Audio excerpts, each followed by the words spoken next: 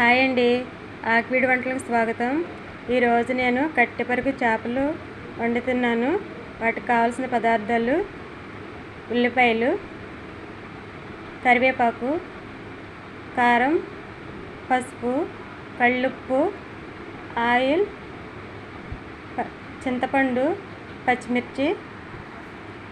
తర్వాత ఉల్లిపాయలు వేయాలి, కారం వేయాలి, పసుపు వేయాలి, కళ్ళుప్పు వేయాలి,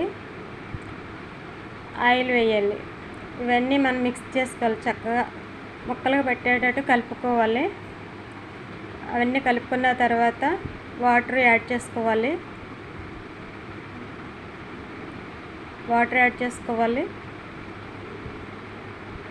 సరిపడగా వేసుకోవాలి, ఎక్కువ వేసుకోకూడదు. ఎక్కువ వేసుకుంటే విరిగిపోతాయి కాబట్టి మనకి కర్రీ సరిపడగా వేసుకోవాలి. ఇంకా సరిపోతుంది కాబట్టి మూత పెట్టుకుని ఉడికించుకుందాం. ఒకసారి చూద్దాం. అలా బబుల్స్ రావాలి. అలాగా కొత్త మంట ఉడుకుతున్నప్పుడు చింతపండు పులుసు వేయాలి. కర్రీకి సరిపడగా వేయాలి. మళ్ళీ పులుపు ఎక్కువ అయిపోతుంది, బాగోదు, టేస్ట్ బాగోదు.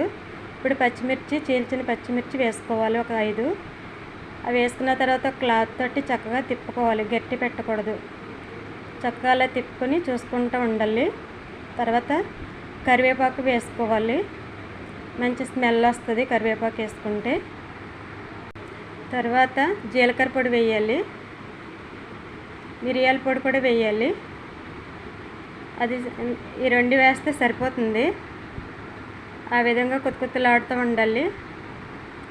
అలాగ ఒక క్లాత్ తీసుకుని చక్కగా అట్లాగా పట్టుకుని చూసుకుంటూ ఉండాలి, తిప్పుతూ ఉండాలి. గట్టి పెట్టం కాబట్టి లాస్ట్లో కొత్తిమీర వేసుకోవాలి. అంతేనండి. నా వీడియో కనుక నచ్చినట్లయితే లైక్ చేయండి, షేర్ చేయండి, సబ్స్క్రైబ్ చేయండి.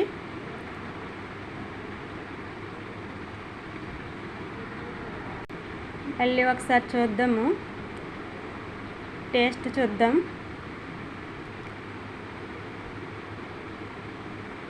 కాస్త ఉప్పు వేసుకోవాలి, నాకు తక్కువైంది. మళ్ళీ ఒకసారి అదంతా కలియబెట్టినట్టుగా తిప్పుకోవాలి. గట్టి పెట్టం కాబట్టి క్లాత్ పెట్టుకుని తిప్పుకోవాలి. ఆ విధంగా ఉండాలి. ఇంకా కొంచెం ఒక 5 మినిట్స్ టైం పడుతుంది.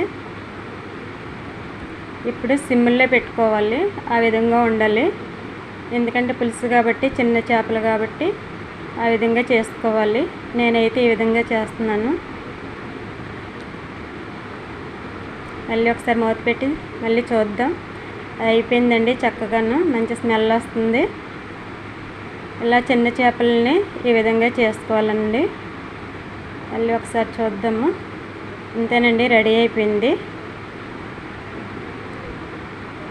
అన్నీ పర్ఫెక్ట్గా అన్నీ సరిపోయినాయి.